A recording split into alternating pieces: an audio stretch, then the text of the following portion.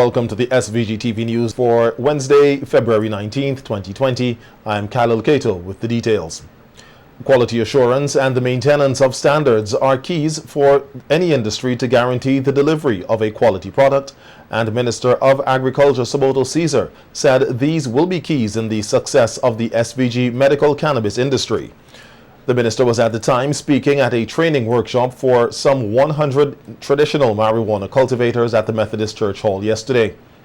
Highlighting the need to follow procedures, Minister Caesar spoke on what he observed in Canada with the operation of their medical cannabis industry, noting that the importance of a traceability system which allows for a product to be tracked from seed to point of sale, guaranteeing quality service, quality and ensuring standards are kept. And in the glass case, there was a barcode. And when you scan the barcode, you could see the seed, the type of seed that was planted, the period, the duration to reaping. You could test the THC. Everything is labeled there. So if you buy that and something happens to you, you know exactly who is the person who was responsible for taking that to the market. And the responsibility is twofold. Not only do we want to know who will be placing products on the market, but if bad product goes onto the market, remember the days when we used to ship a lot of bananas to England, and you hear on the radio in the morning, you hear St. Vincent get 70% or 80%. We want to be able to trace it back to the farm that produced that, because the person has a license, and if you don't follow the procedures to produce good product to be placed on the market, I am certain that the Medicinal Cannabis Authority will exercise their powers in coming to you and tell you that you have to up your standards, or else certain sanctions could come to you. Diversification has been the watchword in agriculture for many years, and Minister Caesar encouraged the farmers and other stakeholders to examine other crops for medicinal purposes. He added that similar quality assurance methods must be applied to these crops. Conversation about 3 weeks ago with several companies in Canada. Mushrooms for medicinal purposes is a new and emerging market. We have a list of commodities in our country which can be used for medication, but they have not been developed. And just like how we have to have a seed to sale program for cannabis, if we are going to export turmeric and we are going to export it as a medicine, they want to know where it was grown, how it was grown, what went into it, who produced it. Therefore, that is going to impact on the price. So, in short, what I want to underscore is this. Not because you are a traditional farmer planting marijuana for the illicit market, or not because you have applied and gotten through in cannabis to grow cannabis in St. Vincent and the Grenadines. I don't want us only to be focused on the production of cannabis. We have to produce other things. Also speaking at the opening of the training workshop was CEO of the SVG Medicinal Cannabis Authority, Dr. Gerald Thompson, who said various plant species can produce greater yields in terms of plant size and chemical composition, and encouraged the traditional marijuana cultivators who will be getting into the medical cannabis industry to use all the knowledge available to maximize their yields and land use. Consultants have been visiting farms. We found some very interesting things. We found some, what we consider as being some unique, interesting looking strains. But you know what? You go onto somebody's farm and you really and truly do not know what they have. They don't know what they have, but they may have 5, 6, 7, 8 different species. Should they have 5, 6, 7, 8 different species? Or is there 1 or 2 of those species that's probably giving them a much higher, double the yield, or has higher chemical content in terms of cannabinoids and the good stuff in it than a plant that's right next to it? And as tradition cultivators, we have to all together learn how to maximize that area that's being planted. And a lot of work is being put into this. At the workshop, the Agriculture Minister used the opportunity to provide an update on the long-awaited amnesty. He told the gathering that a final document on how the amnesty process is to take place, with all of the regulations, has been completed by a Jamaican consultant and was to be presented in Cabinet today. Minister Caesar says he expects that the date for the amnesty will be announced within the next 2 to 3 weeks. A number of investors are expected in the country to participate in the first investment forum to be held on May 2nd, 2020. Last evening, Invest SVG launched the investment forum at the Bungalow. Executive Director of Invest SVG, Annette Mark, said the investment forum will be held in Beckway and is expected to attract more than 100 participants. The local private sector, because we want them, when they come to this forum, to understand the quality investments that we are trying to attract and that we are attracting, and the potential spin-off of opportunities from these investments. Senior government officials will be there to answer questions from the invitees as to doing business from a regulatory and legal standpoint.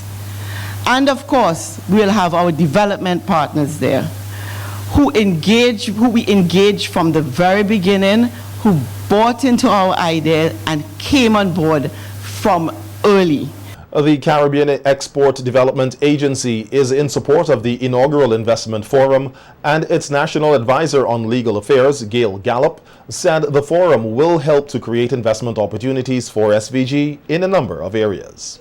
We view the investment forum as an important step in establishing linkages and promoting investment into the country and achieving this growth objective. Caribbean Export is proud to continue to work with Invest SVG in getting the job done, and we look forward to assisting the country in achieving the objective of positioning St. Vincent and the Grenadines as a prime destination for transformative foreign and local investment. Compete Caribbean is another major entity involved in the preparation and hosting of the investment forum. Operations and financial coordinator of the company, Russell Franklin, said they are happy to be on board, noting that the opportunities to be derived from the forum can be far-reaching.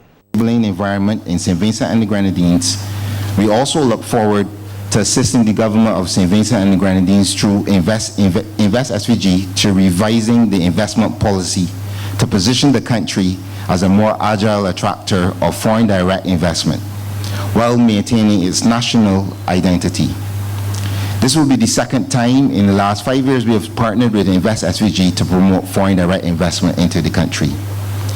We at Compete Caribbean hope to maintain our successful track record of delivering support and results in St. Vincent and the Grenadines. Minister of Finance and Economic Planning, Camilo Gonzalez, said SVG is investor ready, and that the investment forum is an added boost to the work being done to attract more investors to the country. We know that if we can screen and select investors and bring them here and give them focused pitches about areas in which they're interested in, areas in which we have an advantage, we think we can generate far more success than in the typical trade show type investment promotion. Annette Mark and her team have come up with a very exciting concept about inviting people who are actually in the market to invest and matching them with the specific opportunities that we have in St. Vincent and the Grenadines. And we hope that in that marriage of investor and opportunity, we can generate some useful developmental progress.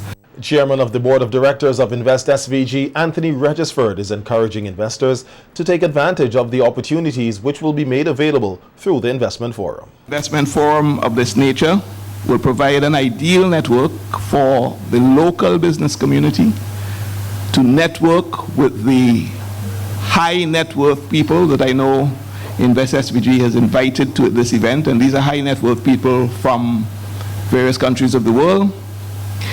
We hope that through that we can get meaningful partnerships, and we're able to leverage whatever the state assets are in terms of land for the various types of development, and in the main, have local buy-in.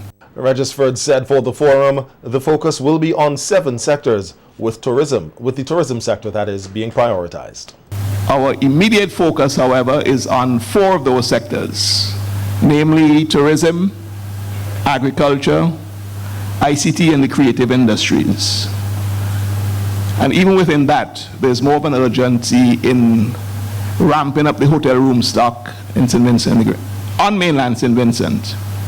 But generally speaking, tourism is our top priority in the short term. We're going to develop the services as well that support the tourism industry so that the downstream benefits can be realized. A number of persons from the private sector were in attendance at last evening's media launch of the Investment Forum 2020. The undeniable culture and colors of SVG were on full display at the recent Trinidad and Tobago Carnival event, Fam Jam. The full concert event by Vincentian soca star Skinny Fabulous was supported by the SVG Carnival Development Corporation, the CDC. The CDC contingent was on hand at the event to cheer on Skinny and to enlighten attendees about the upcoming 2020 Vincimas festivities. The extravaganza, which took place at Estate 101 in Port of Spain, featured a booth by the CDC whereby patrons were able to interact with the CDC representatives and learn more about a series of events carded for Vincimas 2020. Additionally, guests also had the opportunity to pose for photos with the Vincimas brand ambassadors and received various Vincimas branded bandanas and fete-related paraphernalia. Chairman of the SVG Carnival Development Corporation, Ricardo Adams, who was on hand at Fam Jam, said while TNT's carnival is considered the Mecca, Vincimas brings its own unique cultural attributes to the regional carnival calendar, and it was a pleasure to be introducing potential visitors to these one-of-a-kind facets and welcome them to Vincimas 2020. A team from the CDC was expected to leave for Trinidad today to continue the marketing activities during that country's carnival celebrations. Prime Minister Dr. Ralph Gonsalves, who has responsibility for regional transportation, in an interview with Barbados today, says his government is considering the feasibility of offering rebates or concessions to regular regional travelers. We have a lot of agricultural traders who come to Trinidad, who come to Barbados and who go to Trinidad selling a range of agricultural produce. Do it in Grenada too. They fly down on Liat and they send their commodities on boat. The question we're looking at is whether on a monthly basis we can't give them rebate.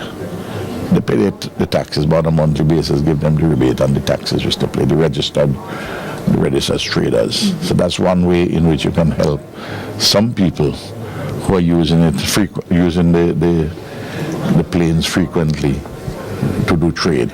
Maybe if you begin with that, maybe you can give exemptions. You can give the rebates to some other groups, maybe journalists who are traveling, if you're traveling frequently, and so on and so forth. On the issue of taxes on regional travel, Dr. Gonsalves said governments must find the right balance. But he said Liat's new board, led by former Barbados Prime Minister Owen Arthur, now had a strategic plan for the regional carrier. There are many elements, but they're seeking to prioritize these various elements and to look at them. One of the issues clearly is taxes, and a lot has been written on it, a lot has been analyzed. But some of the difficulties you have is this. These. The people you're using the airports, you want better airports. Somebody has to pay for them. Should the ordinary man who walks the street of Bridgetown, who doesn't travel, should his taxes pay for it, or you and I who use the airport? You see, it's not an easy question. As always in these matters, we have to try and do a balance. Clearly, it that is too expensive to travel in the region, and part of it has to do with Just because someone is quarantined does not mean the person has the coronavirus. So says Minister of Health Luke Brown as he spoke on radio today, highlighting the safety and screening precautions in place to help prevent the coronavirus from entering these shores, as well as to contain it if it does get here. Minister Brown said, along with the screening process, officials have access to advanced passenger information, allowing them to determine whether someone is coming from mainland China, the epidemic of the virus. Minister Brown said, while the officials will not tamper with one's right to return home, there are procedures in place to ensure the safety of the nation is maintained. For instance, if you have traveled to China and you come back to if you arrive in St. Vincent and you've been in China within 14 days of that arrival, you're placed under mandatory quarantine. right. So at what point would we know that they've traveled to China? Do we look at their itinerary? Do they fill out a form when they come in, or are they questioned? Like, how does it actually work? Well, you know, through the immigration process, when you're arriving in a country, you're required to declare which places you've been for the past 6 weeks or so.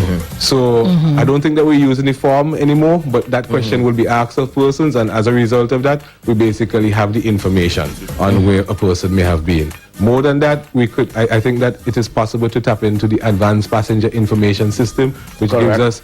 And we have access to that? And we have access to that to figure out what each person was. Okay, good. So with that information, we're able to take certain precautionary actions. And to put somebody in quarantine does not mean that they have any symptoms of this virus. It just means that we're taking this step as a precaution. Many passengers come through other ports of entry before entering SVG, where screening is also being done. Despite this, Minister Brown said the health authorities here will continue to do their job and take all necessary precautions. The truth is they have been through these other ports, and that gives us a sense, a measure of control over the situation, because these ports would no doubt have screened them to some extent, to varying degrees depending on the port, for possible symptoms and so on that may be associated with coronavirus given their travel history. So that is a layer of protection. The truth is still that even though they go through that layer of protection, we are going to take our work in St. Vincent and the Grenadines seriously and follow the protocols which have been established and place them in quarantine, this being their final destination for the mandatory period of 2 weeks. The police and the Forestry Services Department are appealing to the public to avoid lighting fires during this dry season. This as members of the fire department of the RSVG police force were called out today to put out a fire at the Kings Hill Forest Reserve. The Forest Reserve is home to many endemic species of flora and fauna, as well as species of wildlife which are hunted for their meat during the hunting season. The reserve was created to help stimulate rainfall and control the climate along the southeastern part of the island through agriculture. Though agriculture around the reserve has significantly decreased and replaced with housing, the climatic benefits are still useful to the community. Director of Forestry, that is, Fitzgerald Providence, said the department was informed of the fire during the early morning period, and members of the fire service were battling the fire all morning into the afternoon. To an old forest with old growth trees like that, we're concerned not only with the destruction of the whole tree, but also if the fire gets into the root and where it would burn under the soil. And sometimes back in 2010, yes, that's when we had a major fire in the Kingsville forest. It took several days for us to get it under control because it was burning underground, and we don't want that to happen again, because then it could get in and do more damage. And then if we don't go in there immediately and put in some soil conservation measures, you may have landslides, rock slides that may come down into the communities around. But what we don't want any major damage, but we would have to work swiftly to do some revegetation, put in some soil conservation measures so that they minimize any impact of rock slides or landslides. The Kings Hill Forest Reserve is an area rich in biodiversity, and Providence took the opportunity to highlight the many plants and animal species which members of the fire service have been fighting to protect. Well, in terms of the wildlife, it is known for there's at least one endemic plant in the area, and also there's the iguana, other reptiles that live in the forest area, and also it's a haven for different bird species, including the rame, the hooded tanager, prince bird, and also banana quit. So it's an important area for bird life and reptiles, and so it's important that we protect it because it has both important flora and fauna in the forest, including some endemic species.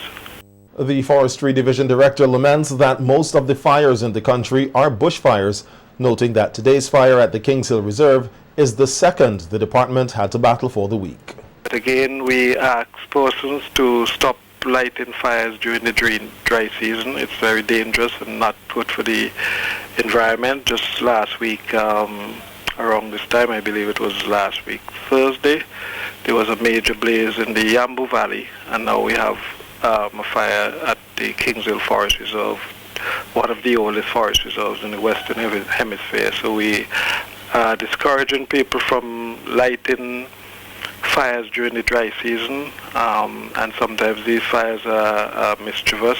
Sometimes these fires are to chase wildlife, and now it's a close season for wildlife. And also the Kings Hill Forest Reserve is a wildlife and a forest reserve, so there should be no hunting or no setting of fires in that reserve. The SVG Meteorological Service last evening issued a 72-hour weather outlook indicating that haze intrusion is forecast to thicken across the country from today, Wednesday, with an improvement likely around Friday. The Met Office has said this haze intrusion is due to the progression of a thick concentration of Sahara dust haze located in the central Atlantic. The Ministry of Health is advising the general public that particles contained within the Sahara dust haze could cause the following health effects: dry cough, sore throat, itchy and watery eyes, sneezing, and a runny nose. The ministry also noted that the health impact of the Sahara dust haze will differ due to the sensitivity of individuals and amount of exposure, particularly for persons with respiratory diseases such as asthma and persons with pre-existing heart disease, the elderly, and children. The ministry said that should be persons in these vulnerable groups should limit their exposure to the Sahara dust by staying indoors as much as possible, and also should have the necessary medication, including asthma inhalers, with them at all times. Affected persons are asked to seek medical attention at their nearest healthcare center if they experience severe symptoms as a result of the increasing levels of Saharan dust. The Pan Against Crime Committee, PAC, will celebrate its 12th anniversary tomorrow. The Pan Against Crime initiative was launched on February 20th, 2008 by Prime Minister Dr. Ralph Gonsalves in conjunction with the RSVG Police Force, the Yulu Pan Movement, and the then Social Investment Fund, SIF.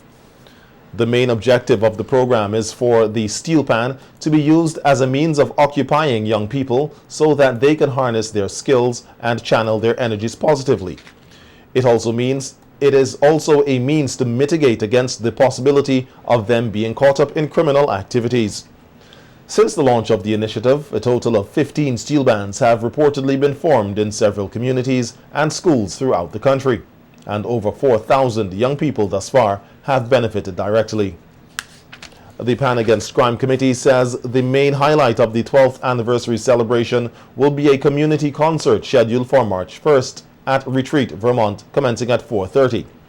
The program will include a session of praise, worship, and exhortation led by the Peniston Apostolic Faith Mission Church, performances by the police band, symphonics, and epic steel orchestras, along with other cultural performances from students of the Dubois Primary and Bookament-based secondary schools, along with the police youth clubs in the district.